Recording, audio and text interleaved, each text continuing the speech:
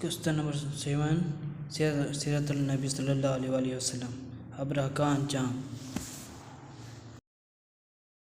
سیرت النبی صلی اللہ علیہ وسلم عنوان ابرہ کا انجام۔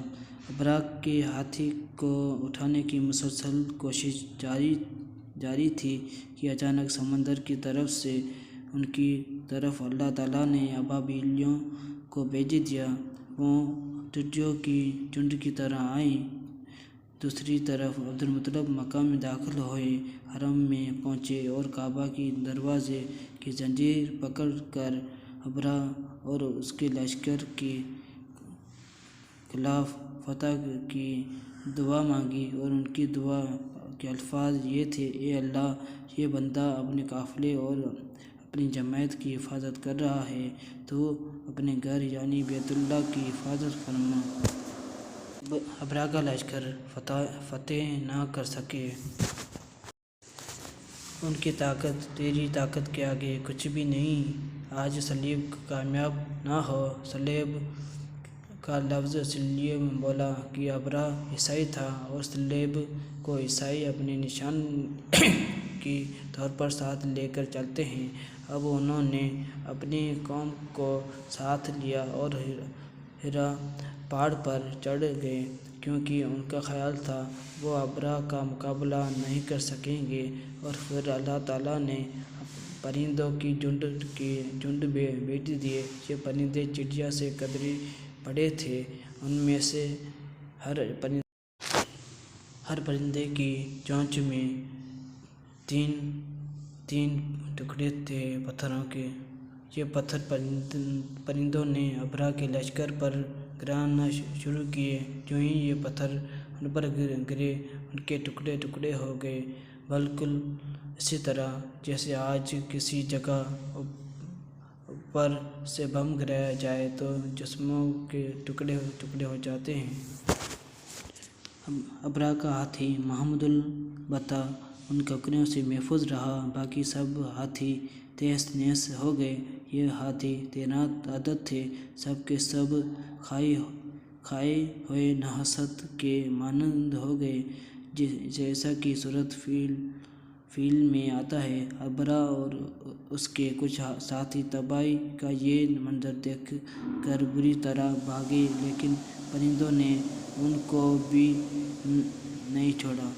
ابرہ کے بارے میں طبقات میں لکھا ہے کہ اس کے جسم کا ایک ایک عضو الگ ہو کر گرتا چلا گیا، یعنی وہ بھاگ رہا تھا اور اس کے جسم کا ایک ایک حصہ الگ ہو کر گر رہا تھا۔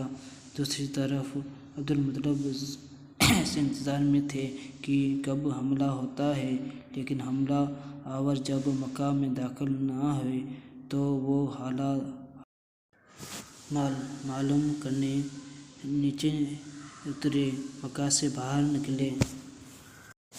تب انہوں نے دیکھا سارا لشکر تباہ ہو چکا ہے۔ خوب مال غنیمت ان کے ہاتھ لگا، بے شمار سامان ہاتھ آیا۔ مال میں سونا چاندی بھی حاشا تھا۔ لشکر میں سے کچھ لوگ ایسے بھی تھے جو واپس نہیں بھاگے تھے، یہ مکہ میں رہ گئے تھے۔ ان میں ابرہ کے ہاتھی کا محوت بھی تھا، جو محمود کو آگے لانے میں ناکام رہا تھا۔ ہمارے نبی حضرت محمد صلی اللہ علیہ وسلم اس واقعے کے چند دن بعد پیدا ہوئے۔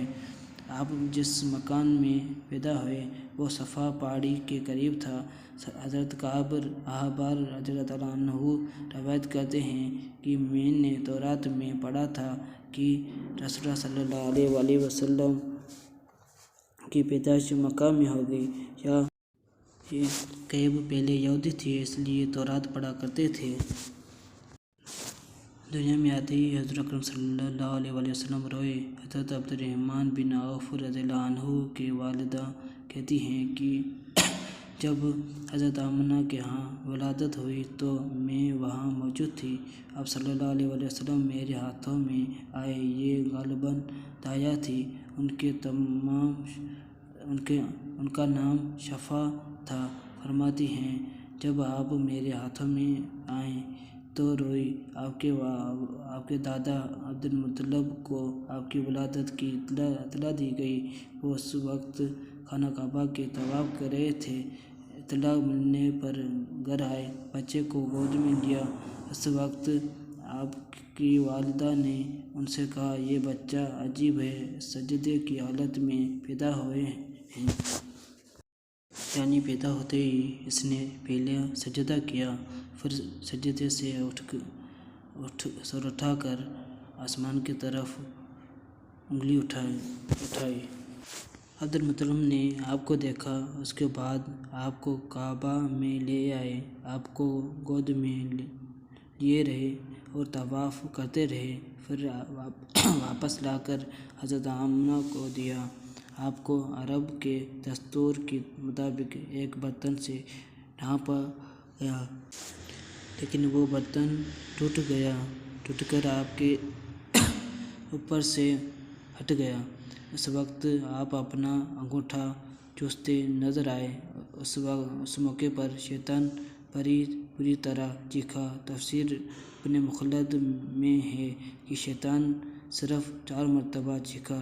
پہلی بار اس وقت جب اللہ تعالیٰ نے اسے معلوم ٹھہرایا، دوسری بار اس وقت جب اسے زمین پر اتارا گیا، تیسری بار اس وقت چیخا جب آن حضرت محمد صلی اللہ علیہ وسلم کی پیدائش ہوئی، اور چوتھی مرتبہ اس وقت جب نبی کریم صلی اللہ علیہ وسلم پر سورہ فاتحہ نازل ہوئی۔ اس موقع پر حضرت حسان بن ثابت رضی اللہ تعالیٰ عنہ کہتے ہیں، میں 8 سال کا تھا، جو کچھ دیکھتا اور سنتا تھا اس کو سمجھتا تھا۔ ایک صبح میں نے یثرب یعنی مدینہ منورہ میں ایک یہودی کو دیکھا۔ وہ ایک اونچی ٹیلی پر چڑھ کر چلا رہا تھا۔ لوگ اس یہودی کے گرد جمع ہو گئے اور بولے، کیا بات ہے، کیوں چیخ رہے ہو؟ یہودی نے جواب دیا، حامد کا ستارہ طلوع ہو گیا ہے، حامد کا ستارہ طلوع ہو گیا ہے، اور وہ آج رات پیدا ہو گئے ہیں۔ حضرت حسان بن ثابت رضی اللہ تعالیٰ عنہ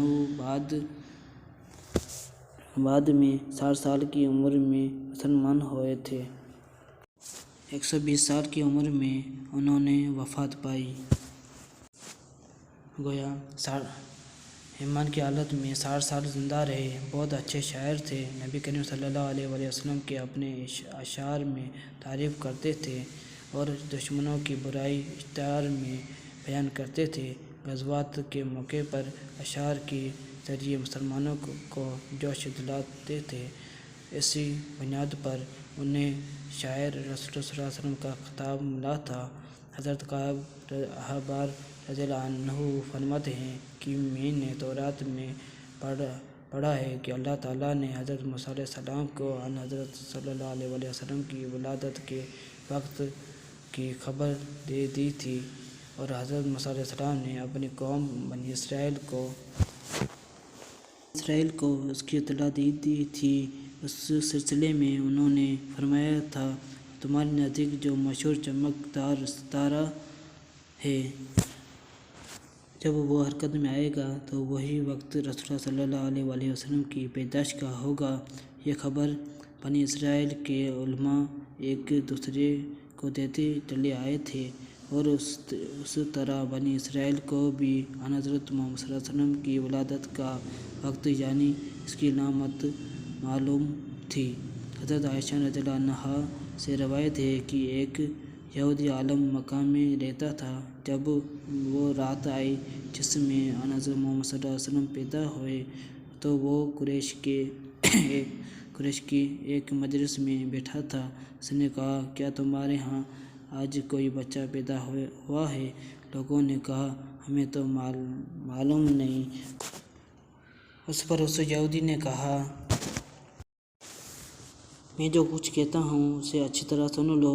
آج اس امت کا آخری نبی پیدا ہو گیا ہے، اور قریش کے لوگوں وہ تم میں سے ہے، یعنی وہ قریشی ہے۔ اس کے کندھے کے پاس ایک علامت ہے، یعنی مہر نبوت۔ اس میں بہت زیادہ بال ہیں، یعنی گھنے بال ہیں، اور یہ نبوت کا نشان ہے۔ نبوت کی دلیل ہیں۔ اس بچے کی ایک علامت یہ ہے کہ وہ 2 رات تک دودھ نہیں پیے گا۔ ان باتوں کا ذکر اس کی نبوت کے علامات کے طور پر پرانی کتب میں موجود ہے۔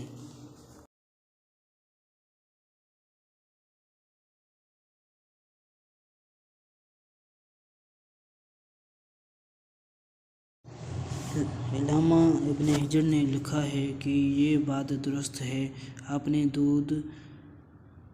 2 دن تک دودھ نہیں پیا تھا۔ یہودی عالم نے جب یہ باتیں بتائیں تو لوگ وہاں سے اٹھ گئے۔ انہیں یہودی کی باتیں سن کر بہت حیرت ہوئی تھی۔ جب وہ لوگ اپنے گھروں میں پہنچے تو ان میں سے ہر ایک نے اس کی باتیں اپنے گھر کے افراد کو بتائیں۔ عورتوں کو چونکہ حضرت آمنہ کے ہاں بیٹا پیدا ہونے کی خبر ہو چکی تھی، اس لیے انہوں نے اپنے مردوں کو بتایا، ذرا چل کہ مجھے وہ بچہ دکھاؤ۔ لوگ اسے ساتھ لیے حضرت آمنہ کے گھر کے باہر آئے، ان سے بچہ دکھانے کی درخواست کی۔ آپ نے بچے کو کپڑے سے نکال کر انہیں دے دیا۔ لوگوں نے آپ کے کندھے پر سے کپڑا ہٹایا۔ یہودی کی نظر جو ہی مہر نبوت پر پڑی، وہ فوراً آئے، بے ہوش ہو کر گر پڑا۔ اسے ہوش آیا تو لوگوں نے اس سے پوچھا، تمہیں کیا ہو گیا تھا؟ جواب میں اس نے کہا، میں اس غم سے بے ہوش ہوا تھا کہ میری امت میں سے نبوت ختم ہوگی، اور قریشیوں، اللہ کی قسم، یہ بچہ تم پر زبردست غلبہ حاصل کرے گا اور اس کی شہرت مشرق سے مغرب تک پھیل جائے گی۔